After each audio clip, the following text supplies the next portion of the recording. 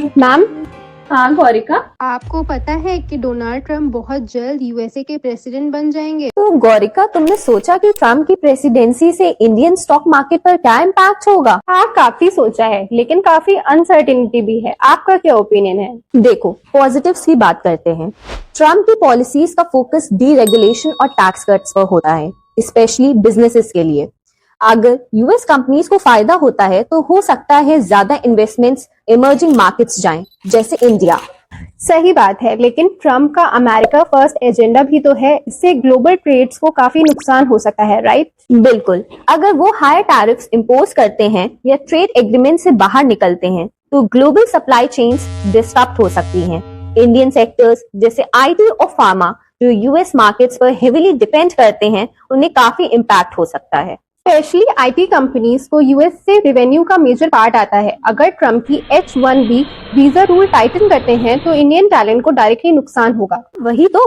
लेकिन अगर Trump infrastructure focused policy adopt करते हैं तो स्टील और एल्युमिनियम जैसे कमोडिटीज की डिमांड बढ़ सकती है। ये इंडियन एक्सपोर्टर्स के लिए पॉजिटिव होगा। लेकिन डॉलर का क्या? अगर ट्रम्प की पॉलिसीज की वजह से डॉलर स्ट्रॉन्ग होता है तो ये इंडिया के लिए एक तरह से अच्छा भी हो सकता है और बुरा भी, राइट? हाँ बिल्कुल। स्ट्रॉन्ग डॉलर का मतलब है कि इंपोर्ट्स महंगा हो जाएगा, जो इन्फ्लेशन को बढ़ा सकता है। लेकिन एक्सपोर्टर्स के लिए अच्छा होगा क्योंकि उनका डॉलर अर्निंग्स बढ़ जाएगा।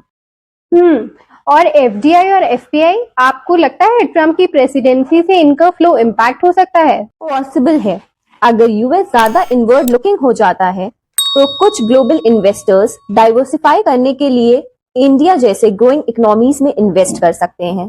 लेकिन अगर ट्रम्प की policies global economic uncertainty create करती हैं तो risk averse investors emerging markets से पैसा निकाल भी सकते हैं। ये तो थोड़ा कंसर्निंग है। और एनर्जी पॉलिसीज का क्या इम्पैक्ट हो सकता है? बहुत जरूरी पॉइंट है। अगर यूएस अपना ऑयल प्रोडक्शन बढ़ाता है और इंपोर्ट्स रिड्यूस करता है तो ग्लोबल ऑयल प्राइसेस इम्पैक्ट हो सकते हैं। लोअर ऑयल प्राइसेस इंडिया के लिए फायदेमंद होते हैं क्योंकि हम मेजर इंपोर्टर हैं, लेकिन ज्यादा वोलेटिलिटी भी अच्छी नहीं है। तो लगता है कि ये एक मिक्स्ड बैग है, अपॉर्चुनिटीज भी है और रिस्क भी है। मेरे हिसाब से अभी के लिए इन्फॉर्म्ड रहना और इन्वेस्टमेंट्स को डाइवर्सिफाई करना बेस्ट स्ट्रेटजी होगी, राइट? बिल्कुल सही सोचा तुमने। मार्केट्स अनप्रेडिक्टेबल होते हैं, स्पेशली जब ट्रम्प जैसे लीडर हो।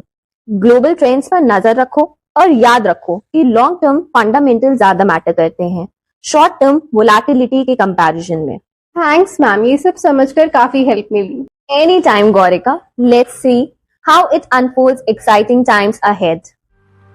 Thanks for watching. Stay tuned for more updates with Rudra Shares.